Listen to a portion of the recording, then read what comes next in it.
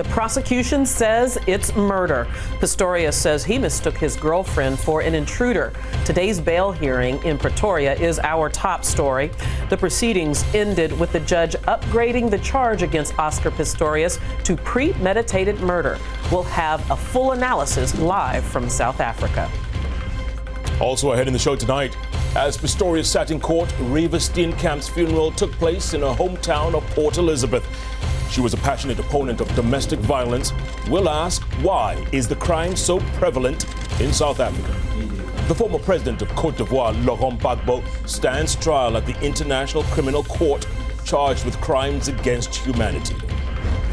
And is the former dictator of Tunisia siphoning gold out of the country more than 2 years after he was overthrown? We investigate a corrupt money trail.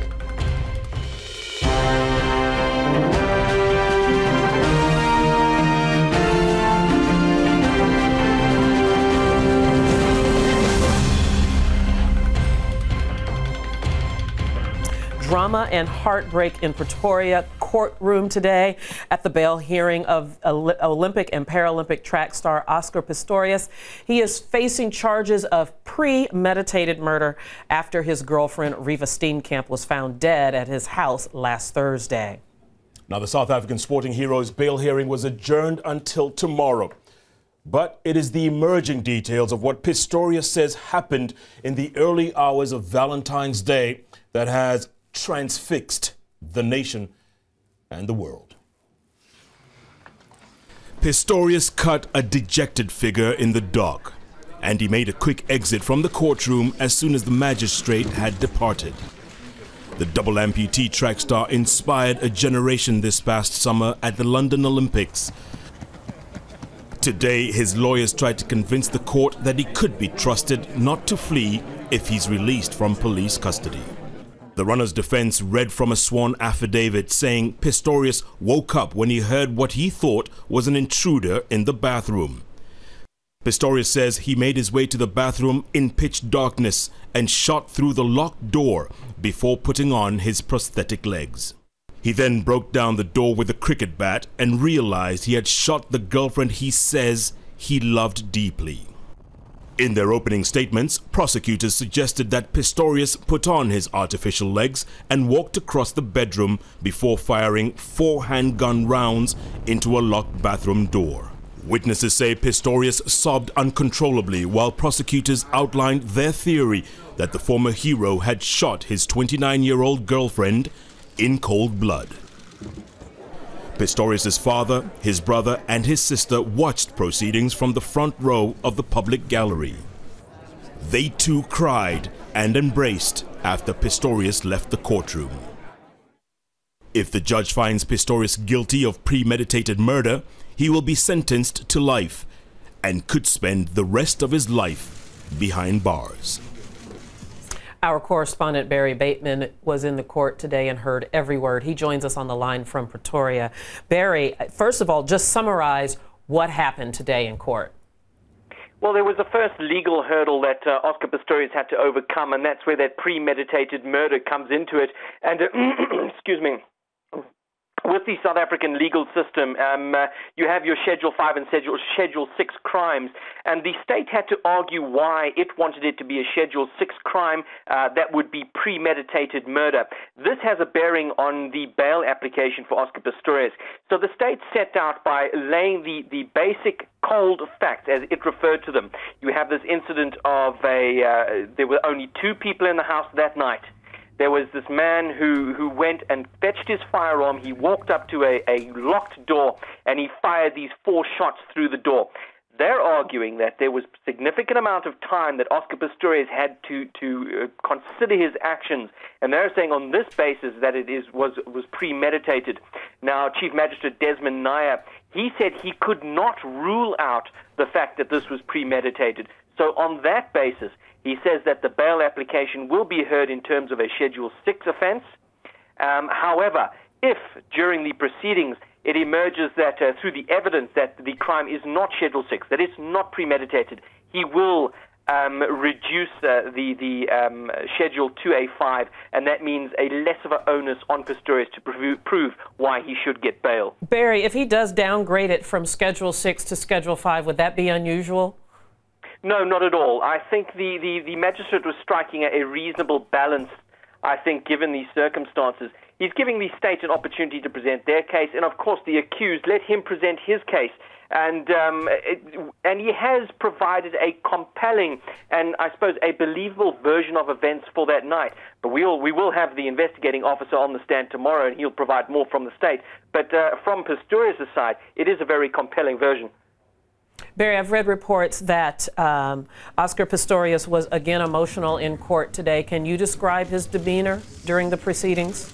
It was tragic, and he was inconsolable at times, and it got to the point, especially when his legal team was reading his statement of events, and he was maybe recalling, this is triggering the memory of what happened. He broke down to the point it was audible. I was across the courtroom and I could hear his sobs. And when the body's shaking and he was so emotional that the magistrate stepped in and stopped proceedings.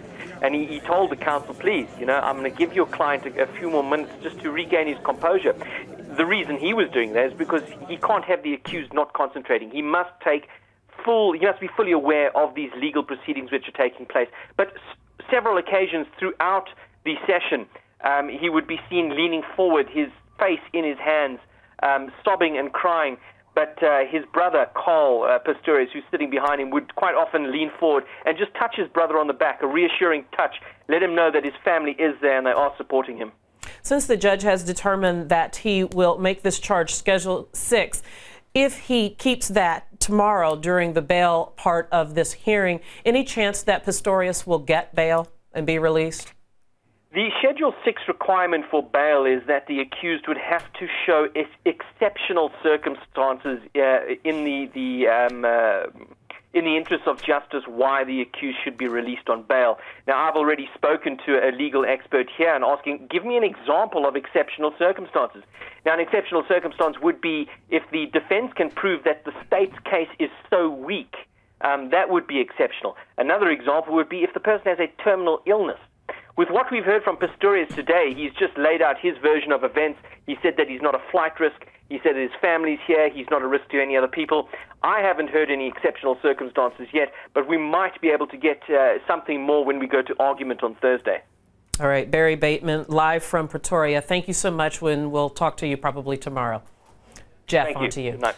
Thank you, Debbie. Now, Pistorius' victim, whether that crime was deliberate or intentional, was Riva Steenkamp.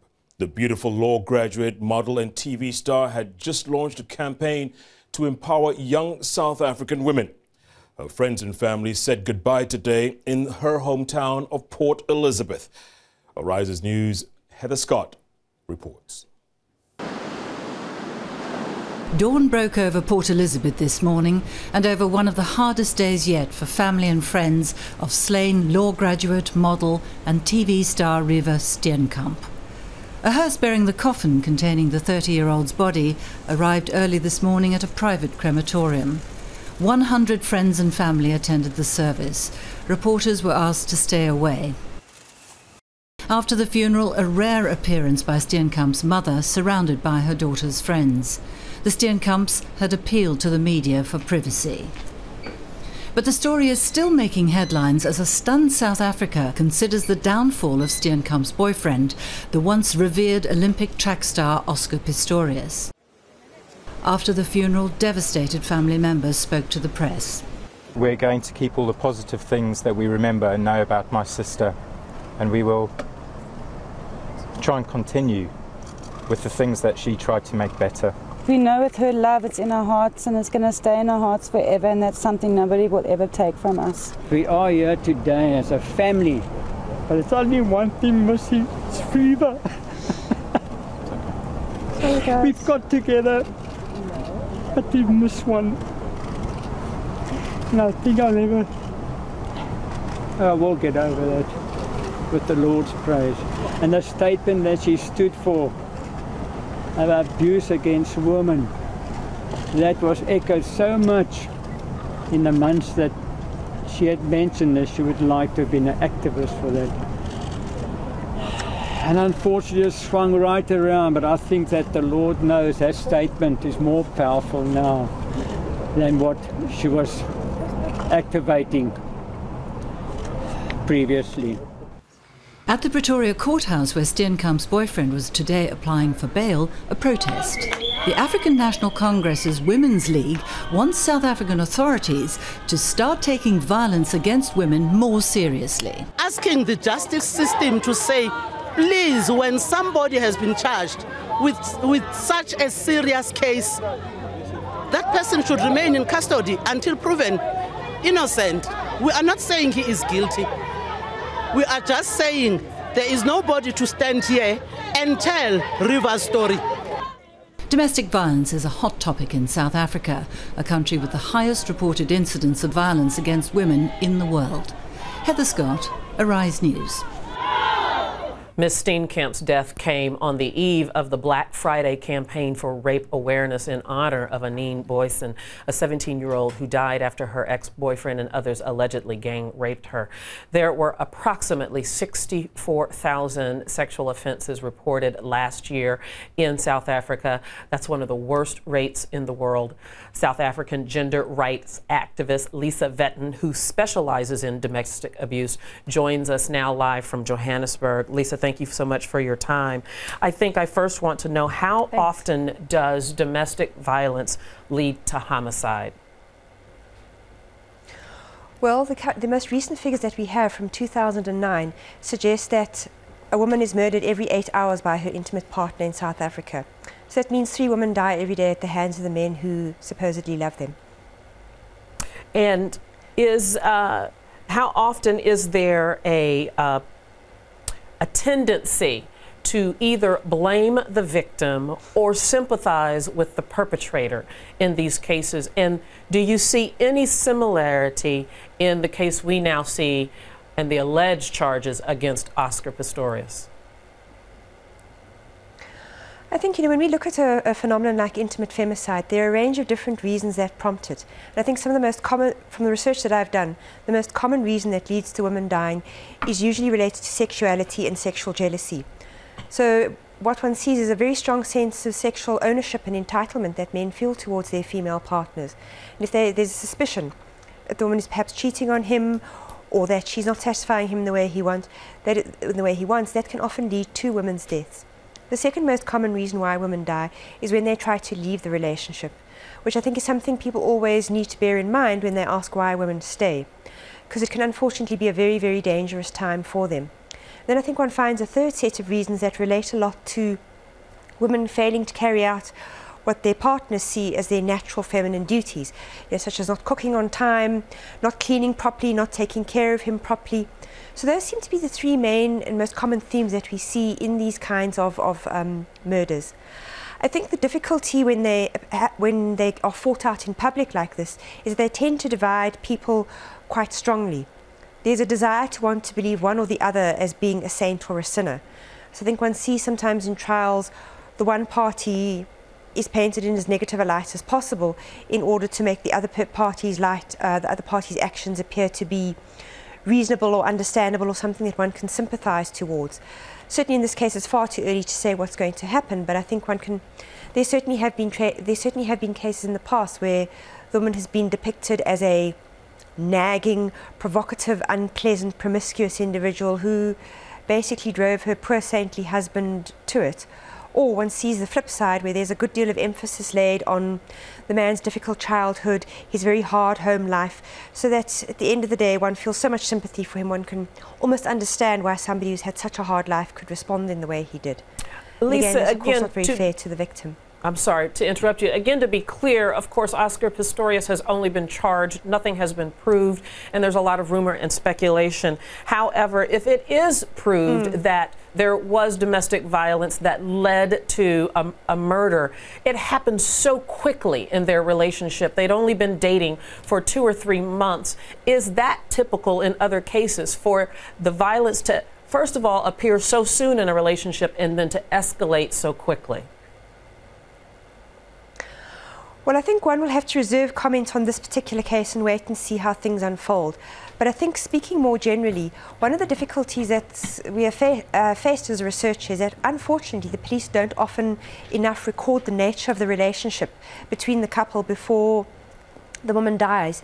And I think why that is a problem is that it doesn't give us an insight into some of the dynamics and motivations. I think when you also don't look for that history, what it can do is lead to a situation where you have an accused arguing, oh, I'm not a violent person, this was an out-of-character act. Yeah. Which is why you need to have that history to be able to show, actually, this was characteristic of your relationship, and it is something we have to take into account. Lisa, it's Jeff Koinange. Let me jump in there real quick. Why they often don't allow...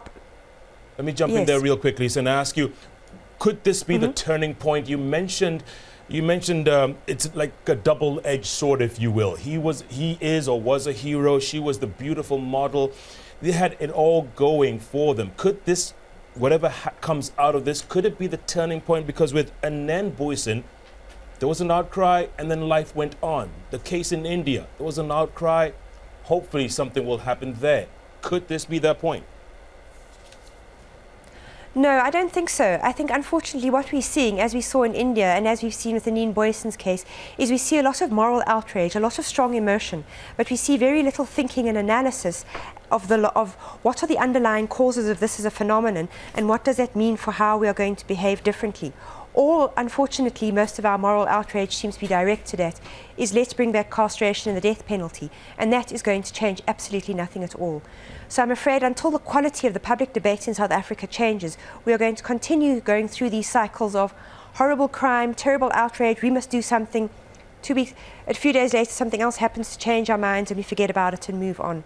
Lisa Vetton, thank you so much for your time and perspective. Now, to the business news and price pegs, piracy and political problems in Nigeria's oil industry. Our economics and business editor Michael Wilson is with us here with that and many more business stories. Michael? Indeed, thanks, Jeff. A leading analyst has claimed that by 2014, the United States will no longer import any oil from Nigeria. Exports to the US have already decreased by 50%, largely because of America's future exploitation of shale oil. Other crucial issues in the country's oil industry continue. As we noted yesterday, Nigeria's budget for this year is still unsigned by President Goodluck Jonathan. One of the key issues is agreeing on the oil revenue forecast. It's proving highly contentious. Here's how it works. The executive wants to push the forecast lower because it means should the oil price rise, they may get windfalls later on which they can use. But lawmakers in government want the forecast to be higher so they can promise their constituents more spending on development and infrastructure projects. Well, we spoke to a leading representative who also is an advisor to the Nigerian government on this very subject of pegging the price of oil and also oil subsidies. If the colossal sum of money could now be put for development projects to repair the roads, to build more power plants, to fix education, that will be tremendous. So that is the importance of pegging the price. It will free the money that is currently being used for subsidy. And the subsidy money, the subsidy issue is encouraging Nigerians to be inefficient, is encouraging smugglers. Professor Abubakar Sambo, advisor to Nigeria's President Goodluck Jonathan, speaking to our correspondent Sidi Bishop at an energy conference in Johannesburg. And Sidi is here with more. It is creating a problem to settle the budget because there has to be an agreement just how much revenue has to be projected before the government can sign the budget. The problem is that if the government projects a higher revenue, the state governments will come and look for more money from the federal government, which most of the time they tend to abuse instead of using it for social development or infrastructure development. So that's providing a very, very difficult thing to actually settle. Any kind of settlement in view at all? The advisor to the president, Jonathan good luck, Jonathan, today. He said he expects this to be resolved within 2 to 3 weeks. He says it's not the first time this has happened. There's always bickering when the amount of revenue is supposed to be written down. There will be proposals coming from each and every quarter of interest saying this is what we need. And he says most of the time it resolves itself, and he expects it within 2 to 3 weeks to be resolved. Now, there's been a forecast that the US will stop importing Nigerian oil by 2014. Now, this is from quite a leading analyst, but again, it's just a forecast. But it is true to say, isn't it, that Nigeria's exports have actually fallen by about 50% in not a lot of time to the United States. Is this part of a continuing trend, do you think?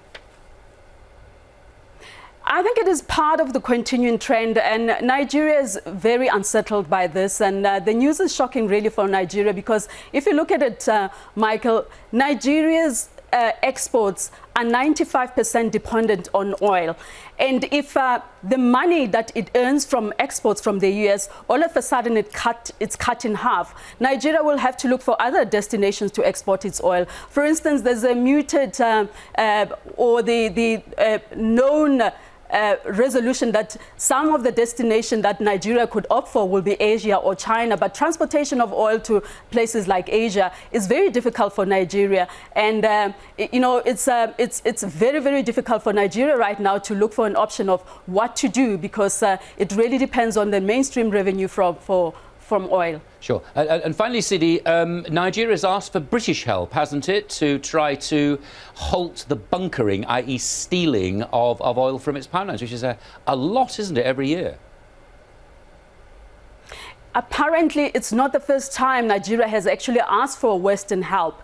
That Gulf of Guinea has always been terrorized by people stealing oil from Nigeria, people terrorizing countries like Togo and Guinea, taking away shipments of all sorts of things apart from oil. And Nigeria has always solicited, especially the US, for surveillance help to help curb the scourge of theft of its oil shipments.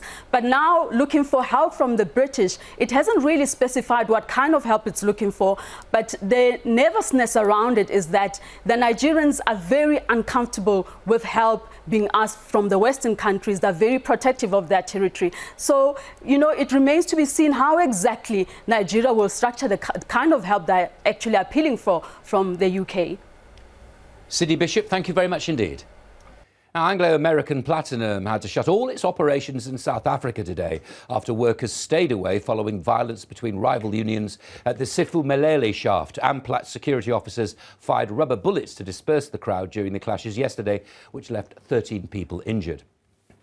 Amplats has declared the production stoppage illegal, but the workers claim it shouldn't have interfered with union issues. It's another blow for the company, which reported its first annual loss this month following 6 weeks of wildcat labour strikes, rising costs and falling platinum prices. That incident at the Amplats mine saw platinum prices rise earlier on. Oil is little changed, though, as traders wait to see the data from the US tomorrow and on Thursday. Gold rose for a second straight session after Chinese traders returned from their week-long holiday. Just to give you an idea of how important their purchasing power is, the gold price fell 3% when they were away on holiday.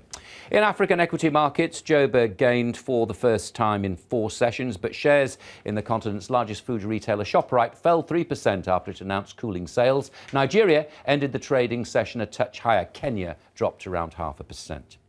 Now, the Amplats mine unrest is putting pressure on the rand. It's weakened for a third day against the US dollar. The Nigerian naira little change. Kenyan shilling also held steady. A Reuters poll suggests the shilling will stay stable against the dollar if next month's elections are peaceful. That's a little bit from me for now. For later, I'll come back with more. Hear how miners could turn science fiction into reality as they look to outer space in their mission to find more rare commodities. We will boldly go, etc. All right, Michael, we'll see you later. Thank you so much. Well, there have been some disturbing revelations about Adam Lanza, the mass murderer who killed 20 children and 6 adults at Sandy Hook Elementary School in Connecticut last year. Our Washington correspondent Colin Campbell is on the line from Washington, D.C. This is so chilling what we've learned, Colin. Tell us more about what might have motivated Adam Lanza in this mass shooting. Well, Connecticut police say they found information in Lanza's home that indicates that he may have been trying to copy Anders Breivik from Norway, who killed 77 people. However, police say this is mere speculation at this point because they found other information from other mass shootings in world history. What they do want to do, however, is try to crack Lanza's hard drive, which they say may contain some vital information as to Lanza's motivations. However, he destroyed that hard drive before the shootings. Police say that they hope to have a completed report as to what Lanza may have been motivated by coming out this June. And of course, Colin, we are fast approaching another potentially fiscal disaster. The sequester is coming March 1st. Where are we with that? Well, this is a big deal here in Washington. The president held a press conference less than 2 hours ago talking about the sequester. He was flanked by emergency responders who he said would be affected by the sequestration, which, as you know, is $1 trillion in budget cuts that will be coming up in less than 2 weeks. Now, this is something that the president says could derail the U.S. economy, which is already struggling through a recovery. These budget cuts would affect things from student loan programs to border patrol to military and more. The president did warn in the press conference that people will lose their jobs.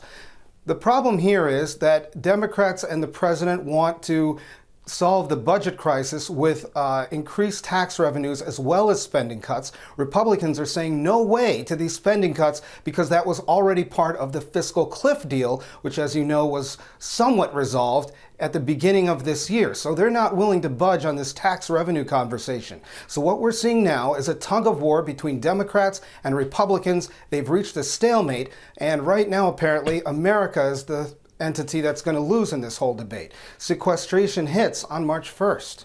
Colin, Jeff here, and with the blooming budget cuts just around the corner, President Obama plays a little golf with Tiger Woods and gets criticized for it. He sure did. That's because this is a very big deal that a lot of people didn't think the president was taking seriously, and they always point to president's vacations as a departure from Washington and saying that they're neglecting some of the responsibilities in Washington. The irony here is that the legislative body that can actually stop this sequestration is actually on recess. Congress is on recess right now. They won't be back until next week. As you know, Washington is very divided, so it's very unlikely that these budget cuts will stop when Congress returns. Colin, as always, thanks so much. That's Colin Campbell there talking to us. You bet. From Washington, D.C. Debbie. In other news, at The Hague, it is day one in the International Criminal Court's case against former Ivory Coast President Laurent Gbagbo. The court's deciding this week whether evidence Gbagbo committed crimes against humanity is strong enough to justify a full trial. The former president is not due to speak until next week, but at home in Abidjan, Ivorians are paying close attention. Whatever the decision at the end of this week's court appearances at The Hague, at home in the Ivory Coast, many of former President Laurent Gbagbo's supporters say the trial is a mistake. President Gbagbo, who's been attacked, must come back to Ivory Coast, and the reconciliation must be done in his presence. I'm telling you today, all the Ivorians, even those who can't say it loud and clear, everyone who says it in hushed voices, think that Gbagbo is the president. We give each other codes where we can find the resistance, either our house or a hidden place where we meet and enter one by one. Before entering, we check if anyone is following, then we sit down with the information we've gathered from the internet. We exchange, we try to feel better. Gbagbo was arrested last April after a gunfight outside his bunker in Abidjan. He had been hiding from soldiers loyal to his opponent, Alassane Ouattara. He faces 4 counts of crimes against humanity, including the murder of 3,000 people and the rape of 35 women. For our party, the Rally of Republicans, and for the numerous victims of the post-electoral crisis, it is an important event because we remember that it was from Laurent Gbagbo's refusal to step down following President Ouattara's victory that the crisis emerged, causing more than 3,000 deaths. Gbagbo's seen here with Alassane Ouattara, the man who beat him in the elections in 2010. Prosecutors say Gbagbo used, quote, any and all means to stay in power, including carefully planned, sustained, and deadly attacks against his opponents. Gbagbo's wife, Simone, is also wanted for war crime charges at the International Criminal Court. She is the first woman to be indicted by the ICC, but it's not yet clear whether she will be extradited.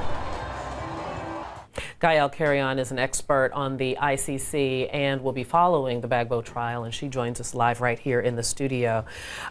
Tell me, first of all, what is the process? The hearing happens, and then what happens? So we have this hearing that's going to last about 10 days, slightly less, during which both the defense and the prosecution will be making submissions, opening statement, but also presenting some evidence. It's important to note victims actually can participate. They have a lawyer that will be addressing the judges as well. And at the end of that hearing, I think Mr. Gbagbo is due to also address himself, the judges. After that, the judge will evaluate the evidence. Is there enough to commit him to trial? They have 60 days to give a decision after all the submissions have been made, so it might take a little bit more time if further written submissions are made. And after that, they will decide whether to confirm the charges or not to confirm the charges, or to ask the prosecutor to do more investigations or to consider changing the charges. And it's important to note that Mr. Gbagbo is the first former head of state to face charges in the International Crimes Court. Indeed, that is the first. We've had trials in the Democratic Republic of Congo, where you had alleged warlords being prosecuted. Mr. Gbagbo is the first former head of state. It's a first. It's the higher level of government after which the prosecution has gone after so far. And what are the charges, Gael? He is wanted for 4 counts of crimes against humanity, and that includes murder, that includes rape and sexual violence, inhuman treatment and persecution. Now, he's not wanted because he's said to have committed these crimes directly. He's wanted because the prosecutor alleged he was in control of those who did commit these crimes and had a role in that at that level. And also, as I understand it, there are potential charges against his wife. Tell me more about that. There is indeed another arrest warrant against Simone Gbagbo for the same charges. This was issued at the end of last year, and she's currently detained in Ivory Coast. And she has not been extradited. What do you make of that? Well, at this point, the Ivory Coast also being a new member of the ICC system. They've just ratified, I think last weekend, the Rome Statute, has an obligation to cooperate with the court. Though they do have mechanisms in that system to contest transferring her, like Libya is doing currently, for example, in the 2 cases, saying they should be the ones judging her at the national level, and they might do so, but at the moment this is not yet clear. But again, at this time, this hearing could take place for up to a week, is that right? And yes. Then how long before we would hear a decision about whether or not these charges would be taken to trial? Against Mr. Gbagbo? Against Mr. Gbagbo, yes. Well, at the end of this hearing, the judges could well ask the parties to make further written submissions, and that could take a few weeks. But otherwise, 60 days is when we will know whether or not there will be a trial in that case. All right, well, we'll certainly keep our eye on it. Gael Carrion, thank you very much. I appreciate it. Thank you very much. All right. You're watching the News Hour here on Arise, and our top stories tonight, a case of mistaken identity. Oscar Pistorius says he shot Riva Steenkamp after mistaking her for a burglar. The prosecution insists it was premeditated murder. And as you just heard, Gbagbo on the dock. The former Ivory Coast president becomes the first former head of state to face the International Criminal Court in The Hague, charged with crimes against humanity. And the British are coming. The UK Defense Secretary announces troops will be sent to Mali to train forces to fight insurgents as the French prepare to exit the country. Also ahead on tonight's program, the toppled dictator and $72 million worth of missing gold. How Zina El Abidine is funding his gilded exile.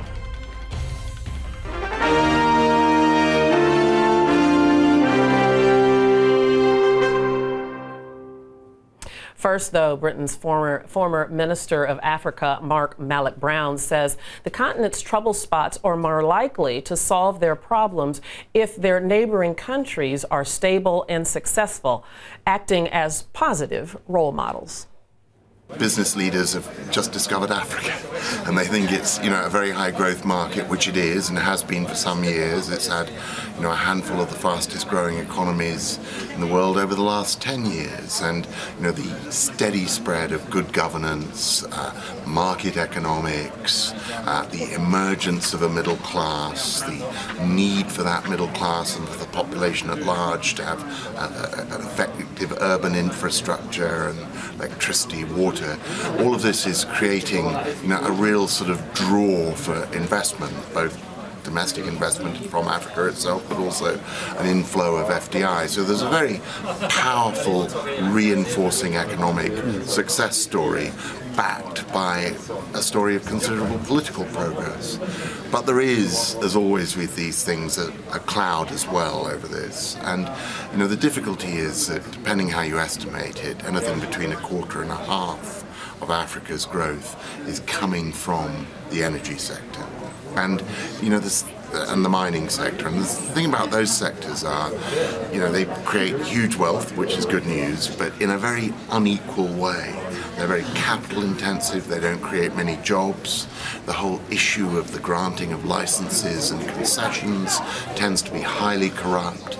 So it's a source of instability, and what we saw in Algeria was there's not just a source of instability, but that these kinds of facilities are vast, hard to protect, and are likely, therefore, to attract the sort of asymmetric terrorist violence.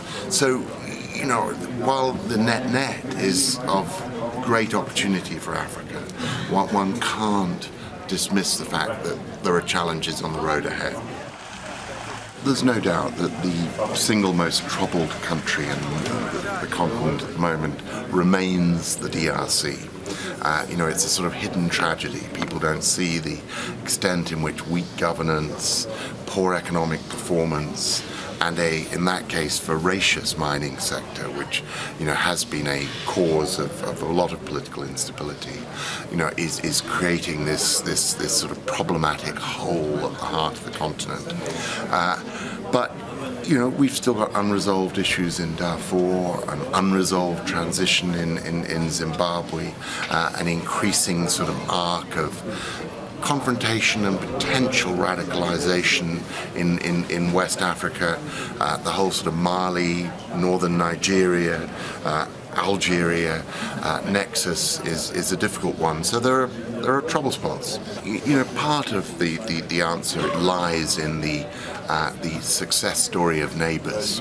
When you see Tanzania or a Rwanda or a Uganda next door to a DRC, and yet with a very different kind of trajectory of economic and political performance, that lesson isn't lost, I suspect, on the people of DRC.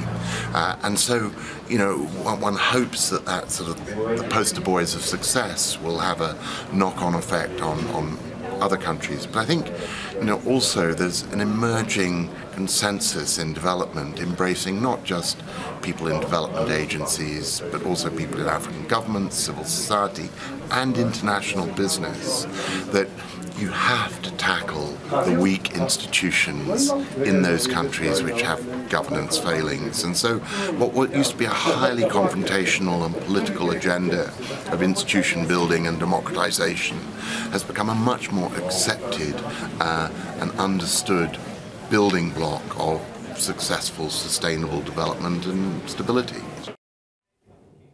Now, last month, the Tunisian government auctioned off the trinkets and gaudy trappings of the country's overthrown dictator. But since falling from power, Zine El Abidine Ben Ali has managed to smuggle millions of dollars worth of gold out of the country. Arise News' Gavin Hill reports. In January 2011, Tunisia became the first Arab Spring nation to topple its leader. But even after the revolution, its overthrown despot, Zine El Abidine Ben Ali, continued to damage the debt-ridden country. It's claimed that with his wife, Ben Ali smuggled $72 million worth of gold out of Tunisia to fund their lavish lifestyle in exile. Despite an EU-wide pledge to freeze Ben Ali's assets, the gold was channeled through France.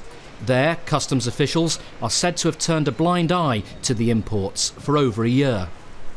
Questions of the involvement of the French government continue to go unanswered. Ben Ali was infamously close to former President Nicolas Sarkozy. The gold shipments only stopped a month before Sarkozy lost his bid for re-election in May 2012.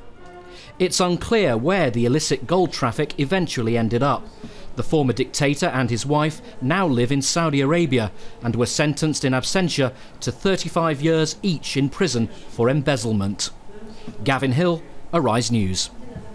Now it's time for a roundup of the other stories making headlines today. Police are investigating a daring heist at Brussels airport that saw thieves make off with $350 million worth of diamonds. Despite cutting-edge security measures, the gems were seized as they were being loaded onto a plane. No one was hurt during the robbery, and officials say it lasted only 3 minutes. Nearly 2 weeks after his death, Tunisian artists have gathered to celebrate the life of Chakri Belaid. They worried the country's Islamic government will ban films, plays, and musical performances. The opposition leader was shot dead on February 6th, sparking renewed unrest. And Syrian Foreign Minister Walid Muallim will visit Russia next week for talks designed to end the 2-year-long conflict in the Middle Eastern country. Russia has faced strong international criticism over its refusal to back UN sanctions against Syria and for supplying the Assad regime with weaponry. Well, now it's time to check on the business and the money moves with our economics and business editor, Michael Wilson. Michael. Thanks very much. On Wall Street, well, investors are in a buying mood after the President's Day holiday yesterday. The S&P 500, its highest level in 5 years. The Nasdaq and the Dow Industrials also climbing on renewed optimism about the corporate environment. Well, for more on that, let's cross live to our correspondent Chitra Norbat in New York. And talking about, Chitra, an increased confidence in the corporate environment, to office equipment companies adding to this list of M&A activity which you're providing. That's right, Michael. Office Depot and Office Max are merging, according to widespread reports. This continues the latest streak of mergers and acquisitions activity in the United States that you and I have been talking about for the past couple of weeks. And Office Depot, they're actually larger than Office Max and more international. Both of these companies, they sell office supplies and personal computing products. By joining forces, this will enable them to gain scale and gain more operating and distribution efficiencies so that they can compete with the giant staples. Okay. Now, investors have not really been impressed with sort of innovation, really, and keeping up with trends at Microsoft, and neither has Microsoft's co-founder Bill Gates. What's he been saying? Michael, you know, Microsoft has lost a little bit of its lead in that area. The chairman, Bill Gates, he's not happy with the pace of innovation at the company. He feels that Microsoft did not adopt the best early mobile strategy, and it didn't position the company for market leadership. So he feels that the whole creation to execution should have been different, and he really wants them to just step up the pace as it relates to product innovation. See, it doesn't matter how rich you are. I can't be perfect all the time, can you? And now let's hear about the Twitter embarrassing Burger King. How did that happen?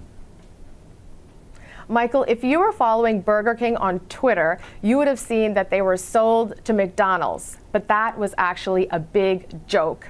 Burger King's Twitter account was hacked. And this causes, very significant risk from a social media perspective, as well as can lead to significant reputational risk. A hacker tweeted out that Burger King was sold to McDonald's because the Whopper flopped. In response, McDonald's tweeted, and I quote, "We empathize with our Burger King counterparts. Rest assured, we had nothing to do with the hacking." This is actually the second misstep for Burger King in the past 2 weeks. The first was when traces of horse meat was found in beef patties at a European Burger King. So buyer and tweeter, beware. Indeed, you've got to watch it when your whopper flops, haven't you? But let's not go down there. Thanks very much indeed, Chitra. Lovely to talk to you. Now, here in Europe, stocks had their strongest gains in a week after an influential report on investor confidence strengthened hopes that Germany, that's the Eurozone's biggest economy, would rebound from its recent weakness. Confidence in the German economy is at its highest for 3 years. But car makers in Europe, by contrast, had their weakest January sales since records began in 1990. Currencies, the euro rose briefly on the German data, but overall the common currencies seem to be weakening. That's because the most recent comments by the President of the European Central Bank were taken to be a hint that a rate cut is on the cards. We'll get that decision on that a fortnight on Thursday.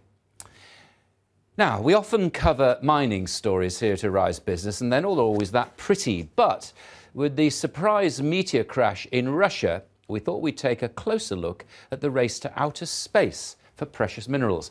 A group of scientists in Australia has set its sights on the moon in an attempt to find a new source of rare metals as companies plough the earth for esoteric commodities, which are essentials for a variety of gadgets. It's believed the moon has amazing untapped potential. But one of the key challenges they face is finding lightweight materials. After all, blasting off bulldozers and trucks into space would lead to astronomical costs. July the 20th, 1969. You do not remember this. I know both of you cannot remember that, can you? Because you were so tiny. What was it? Louis Armstrong walking on the moon. Louis Armstrong walking on the moon. You're nearly there, Jeff. That's absolutely true. They still have about some 300 kgs of the moon on Earth, and scientists are still, after 20 or 30 years, still, looking through it to try to find out whether there's any precious metals on the moon. It's quite a big search. A friend of mine actually decided he would open a restaurant on the moon, and the food was going to be fabulous, but the problem with it was there was no atmosphere. Nice one, Mikey. But more seriously, how could this ever be cost effective? Oh, it's the only thing. I mean, it would be beyond our lifetimes, obviously. But if they do find those little precious metals there, whatever they may be, it might become like that. But you have to start shipping a lot back for it to be cost effective. I think it's a pipe dream, really. But hey, that's scientists for you, isn't it? Interesting to talk about. Yeah. Yeah. Thank you, Michael. As always, appreciate that. Okay. Now, in other news, 5 weeks after the French army began its mission to rid Mali of Islamic militants, there's still much to be done to shore up the West African country. Soon, the Malian military will be getting help from British troops. Rise News' Will Took reports. The UK has a clear interest in the stability of Mali. As Mali takes tentative steps towards stability, today British Defence Secretary Philip Hammond confirmed UK troops will be part of a 15-month-long EU training mission to the country. British ministers stressed UK soldiers wouldn't take on any combat roles. Instead, they'd instruct the Malian army in infantry and artillery tactics. Seen here fighting in the Middle East, UK troops have trained domestic militaries in both Iraq and Afghanistan. But the question remains, will training alone be enough to solve the Malian army's problems? As France prepares to exit the country in March, Malian officials are warning they don't have the resources to totally stamp out the remaining Al-Qaeda-aligned militants by themselves. There are pockets of resistance. The jihadists melted away into the population. We don't have much coherence in training as such. The threat that we are facing are the different groups of well-armed jihadists. They are very familiar with this desert, they are spread out, and they are very mobile. And there are many of them. As the UK pledges its support to Mali, the country could soon also be getting help from Uncle Sam. Whilst the US has ruled out putting American boots on Malian soil, Senate envoys said yesterday they would likely give direct financial backing to Mali's military. But for that to happen, a major political hurdle must first be overcome. American law prohibits direct assistance to the Malian military following the coup until there is a restoration of a democratically elected government. As for the 400,000 refugees who fled northern Mali to escape the Islamist rebels, they'll be hoping today's news brings them a step closer to returning home. Will Took, Arise News. With almost 1 billion people in the world going to sleep hungry tonight, anything that promises to increase crop yields makes headlines. Supporters of genetically modified crops say GM foods could help end hunger. Opponents disagree. AFP's Pablo Cazaglia reports from Ecuador.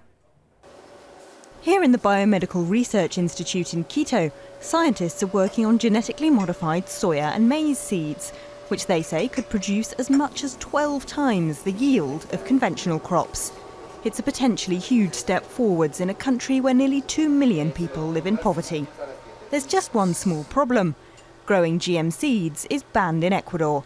Researchers here want that to change.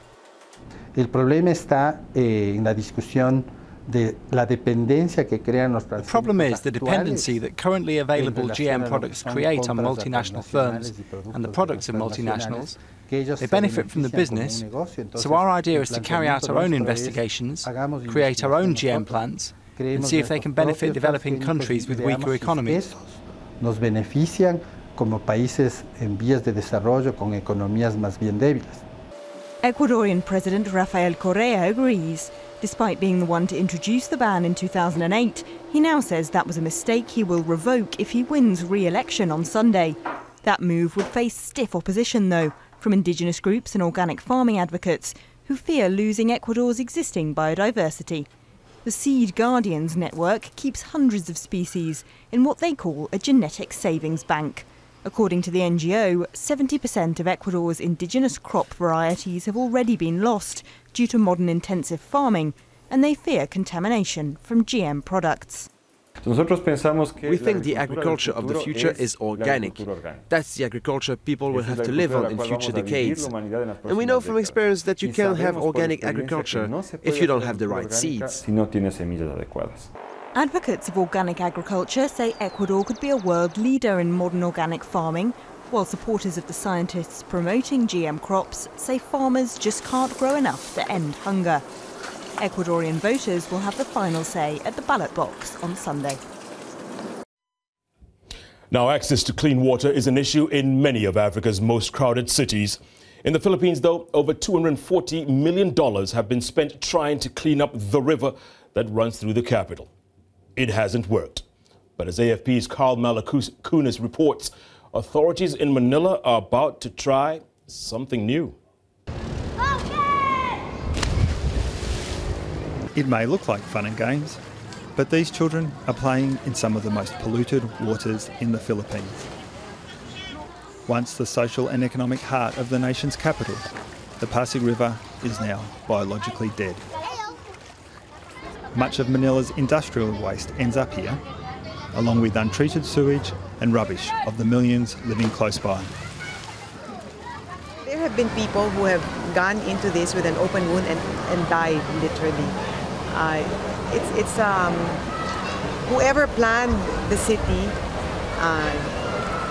years ago really saw the estero and the river as dumping grounds. Hundreds of millions of dollars have been spent in failed attempts to clean up the river. The latest effort involves trying to relocate about 300,000 slum dwellers living directly along the river and its tributaries, known locally as esteros.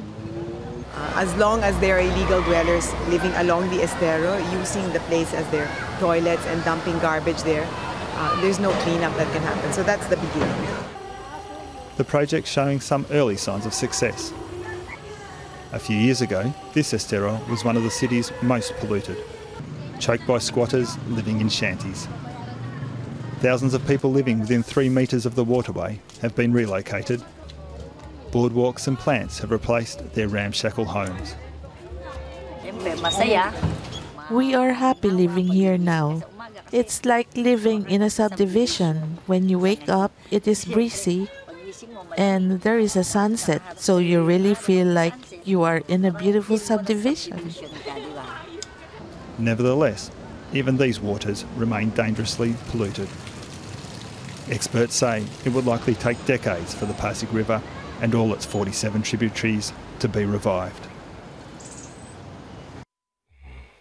So life is always about second chances. Of course, just a few minutes ago in the show, Michael Wilson quizzed us on an important date, July 20th, 1969. And I went ahead and you were and said, sort of right, but completely wrong. It wasn't so Louis let's try Armstrong, again. it was? It was Neil Armstrong. Gotcha, okay. And there's quite a difference between the two.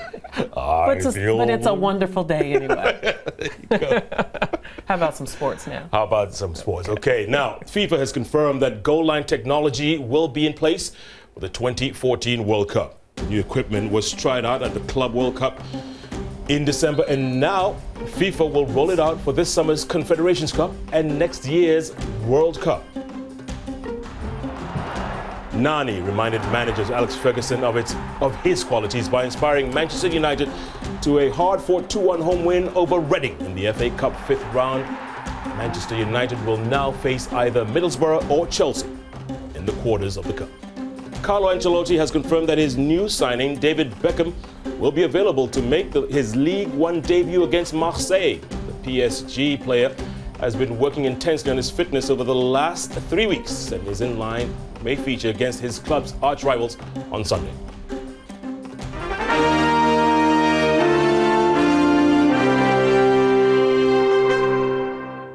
And it's the last 16 of the Champions League, and tonight Arsenal takes on Bayern Munich at the Emirates Stadium.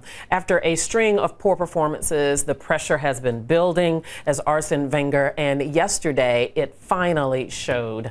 Lance Santos reports. The trophy cabinet here at the Emirates hasn't been opened for 8 years. That's because there's been nothing to put inside it. Having been dumped out of the FA Cup at the hands of Blackburn at the weekend, the only hope the Gunners have of winning any silverware this season is to win the Champions League. With the impressive Germans in town, that looks an uphill battle in itself. When manager Arsene Wenger was asked about his team's poor performance at the weekend against Blackburn, he was in no mood for small talk. Look, I've been accused of not taking seriously the FA Cup on Saturday. I won 4 times the FA Cup. Who has won it more? Give me one name. I haven't accused you of not taking it seriously. I'm just asking you. Then the second thing is we have been accused of not putting a strong team out. I think that's an insult to the players who started the game because with 11 international football players on the pitch. The pressure has been mounting for some time on Wenger, and with local media rife with speculation about his future at the club, the Arsenal manager seemed like a man on the edge. That's the wrong information, and there as well, I would like, I think I worked for 16 years here in England, and I deserve a bit more credit than wrong informations, but I have only one intention, is to harm. And if it's good information who comes from nowhere, it's all right, but this is the wrong information who comes from nowhere, and this is completely wrong. I look at you, not because you give information. I don't know if it's you. I don't know where information comes from. Me? Yeah, why do you look at me? Because it's your press conference. It's not my Okay, oh, thank you. I just thought you have given this information out. No, I'm looking at you because it's your Okay, press conference. thank you very much.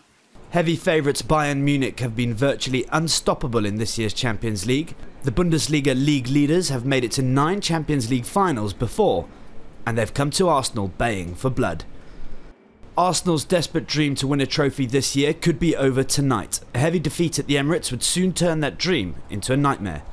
Wenger looks anything but cool, calm and collected, and there's no doubt that tonight will be one of the biggest games of his career. A career that might well be over sooner rather than later if he loses this one. Lance Santos, Arise News. Now, if you haven't heard of the Harlem Shake by now, then where have you been? Under a rock. Probably, yes, right. Now, there's been 40,000 versions of the dance uploaded on YouTube, and over 175 million of us have watched them. But just in case you've been living under a rock for the last few weeks, here's a reminder. Now, the dance starts off like this. People just minding their own business while one person dances. But when the music drops, this happens. Even our sports stars have been getting in on the act. This is Jamaican sprinter Usain Bolt and his crew.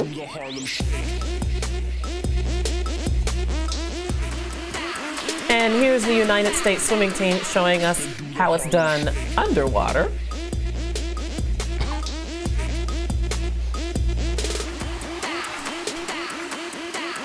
All right, and here's one for the boys. Kate Upton and Sports Illustrated swimwear models doing it right there in Las Vegas, it looks like. Now, this is relatively new for you, Jack. It is, yeah. You've been one of those that was under the rock. Now you tell them, right? But it's so funny, though, when you look at it. Are you into it? Do you like it? Well, I just think it's cute. It's hilarious when everyone's minding their own business and one poor dope is standing there dancing. Michael's expression says it all. Well, no, it's just, I'm still with Louis Armstrong, actually, on the moon at the moment. But that said, yeah, it's quite clever, but I like those things. Do they call them flash dances or things like that, where, you know, a whole station erupts in dancing? I think that's actually quite clever, isn't it? They try that a few times. Well, this is just a version of it, and it's the next trim after Gangnam Style. After Gangnam Style, correct. I remember Macarena? Oh, hey, I'm so Macarena. pleased to keep us all at the cutting edge of this, Debbie. It's fantastic. Fantastic. Louis. Everybody have a great night. Thank you. Yeah. See you tomorrow, same time.